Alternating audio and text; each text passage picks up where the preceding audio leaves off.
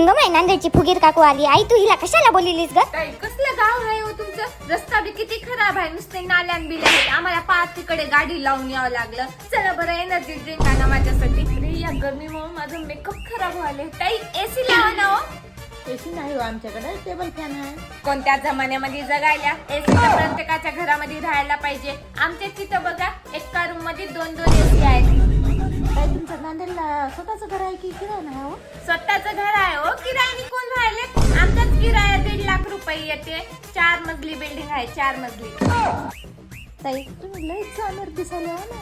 अहो हे तर काहीच नाही, अजून तर खूप आहे सांगायला बसलं तर दिवस निघून जाते. हॅलो हॅलो मम्मी, तू कुठं गेली? ती शेजारची काकू 3 वेळेस येऊन गेली आणि म्हणू लागली की तिची साडी आणि मंगळसूत्र पाहिजे म्हणून. तिला लाईट बिल वाला वॉर्निंग देऊन गेलाय. 2 महिन्याचं बिल पेंडिंग मध्ये आहे म्हणा, भरून टाक. ओ थांब म्हणा, मी यायलेच. Okay okay okay okay. ओ ऍक्च्युली ना मला ते 10 लाखाचं पेमेंट करायचं होतं, सो मी येते.